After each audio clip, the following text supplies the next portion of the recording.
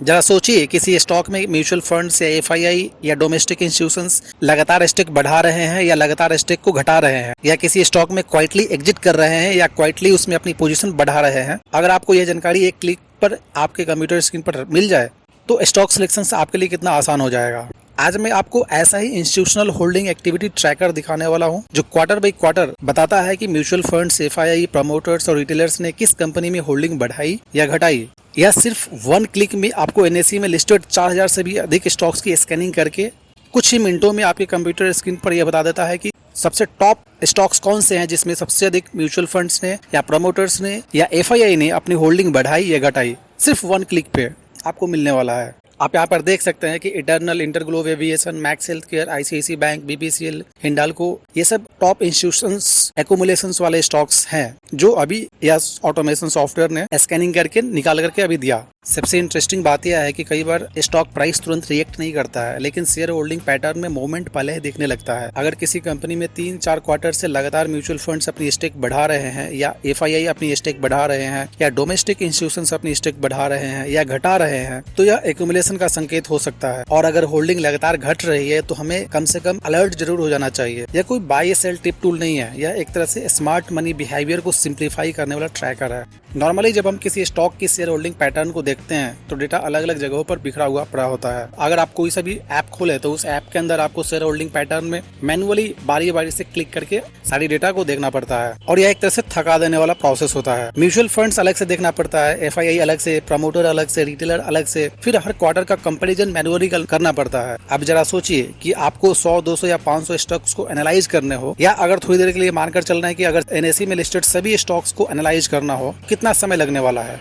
One click पर तो analyse करना ही मुश्किल है। सारे स्टॉक्स को बारी बारी से मैनुअली एनालाइज करना पड़ेगा, कंपैरिजन करना पड़ेगा, और एक तरह से बहुत ही कॉम्प्लेक्स प्रोसेस हो जाएगा। यानी कि मैनुअली पता लगाना बहुत मुश्किल है किसी स्टॉक्स में इंस्टीट्यूशनल इंटरेस्ट बढ़ रहा है और किस में घट रहा है। इस प्रॉब्लम को सॉल्व करने के लिए मैंने यह ट्रैकर टूल बनाया है। इस ट्रैकर का सिंपल लॉजिक है, यह कंपनी वाइज होल्डिंग डेटा को रीड करता है, क्वार्टर वाइज वैल्यू कंपेयर करता है, और फिर ऑटोमेटिकली ग्राफ जनरेट करता है। ग्राफ में येलो लाइन टोटल होल्डिंग दिखा रही है और blue line quarter on quarter changes को रिप्रेजेंट कर रही है। ग्रीन नंबर का मतलब होल्डिंग बढ़ रहा है और रेड नंबर का मतलब यह हो रहा है कि यहाँ पर होल्डिंग घट रही है। इससे हमें तुरंत पता चल रहा है कि पिछले कुछ क्वार्टर में इंस्टीट्यूशंस का बिहेवियर कैसा रहा है, चाहे एफआईआई हो, डीआईआई हो या म्यूचुअल फंड्स हो, उन्होंने किस तरह से बिहेवियर पिछले 5 क्वार्टर में उस स्टॉक के प्रति दिखाया है। यहाँ पर इटर्नल लिमिटेड देख सकते हैं कि म्यूचुअल फंड्स की टोटल होल्डिंग 35.88% थी, ओवरऑल चेंजेस 12.41% रही। क्वार्टर लेवल्स पे अगर हम देखें तो मार्च 2025 से मार्च 2026 के बीच में 12.41% के आसपास म्यूचुअल फंड्स ने अपनी स्टेक बढ़ाई है।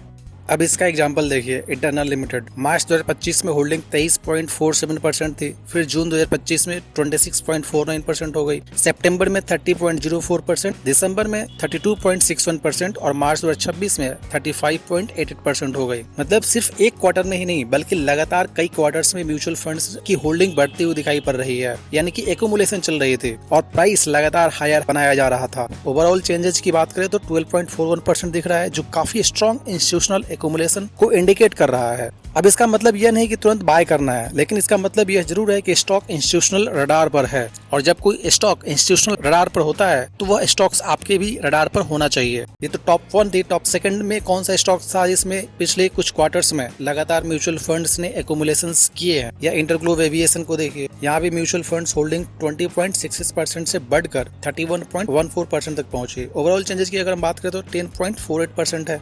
लेकिन यहाँ हमें सिर्फ फाइनल नंबर नहीं देखना है, हमें यह देखना है कि जर्नी कैसी रही। जून से सितंबर के बीच में चेंजेस की अगर हम बात करें तो सिर्फ 0.56% था, लेकिन दिसंबर और मार्च क्वार्टर में स्ट्रॉन्ग इंक्रीज दिखाई पड़ रहा है। इससे हमें यह समझ में आ रहा है कि एक्यूमुलेशन कभी स्मूथ होता है और कभी पॉज लेकर आगे बढ़ता है। अब यहाँ पर मैक्स हेल्थ केयर को देखिए, यह स्टॉक इंटरेस्टिंग है क्योंकि जून क्वार्टर में हल्की गिरावट देखी थी -0.18%, लेकिन उसके बाद सितंबर, दिसंबर और मार्च क्वार्टर में होल्डिंग फिर बढ़ती चली गई। मार्च 2026 तक होल्डिंग 26.32% हो गई और ओवरऑल चेंजेस की अगर हम बात करें तो 8.73% रहा। यहाँ लर्निंग यह है कि एक क्वार्टर की गिरावट देकर कंक्लूजन नहीं बनाना चाहिए, हमें कंप्लीट 4-5 क्वार्टर ट्रेंड्स देखना चाहिए कि इंस्टीट्यूशंस की एक्यूमुलेशंस या डिस्ट्रीब्यूशंस की उतनी हो रही है।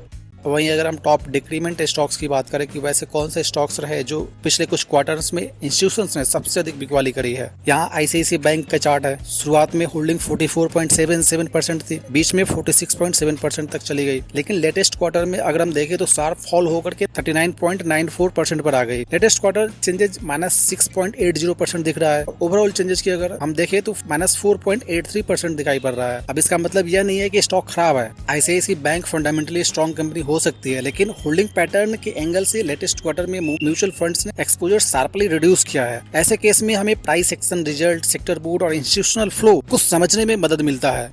भारत पेट्रोलियम कॉर्पोरेशन को देखिए, यहाँ पैटर्न ज्यादा साफ है। होल्डिंग लगातार घट रही है, यानी कि 22.23%, 22.18%, 21.31%, 19.56% और फिर 18.52%। ओवरऑल अगर चेंजेस की बात करें तो -3.71% है। यह टाइप का चार्ट हमें बताता है कि इंस्टीट्यूशंस का इंटरेस्ट धीरे धीरे इस स्टॉक्स में कम हो रहा है।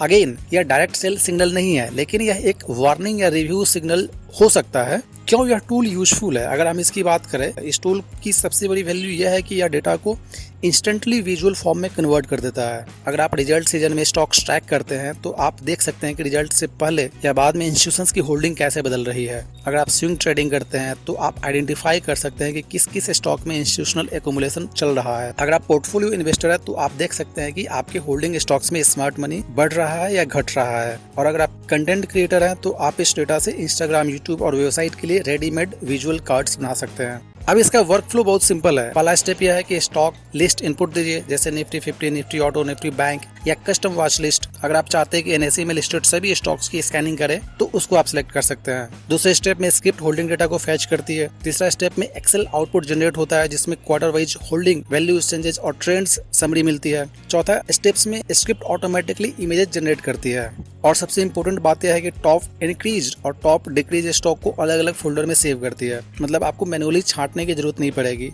मैं इसे एक सिंपल ग्राफ जनरेटर की तरह नहीं देखता, यह एक इंस्टीट्यूशनल बिहेवियर ट्रैकर टूल की तरह है। इसका पर्पज है कम्प्लेक्स होल्डिंग डेटा को ऐसे फॉर्मेट में लाना जिसे ट्रेडर, इन्वेस्टर या कंटेंट क्रिएटर 5 सेकंड में समझ सके।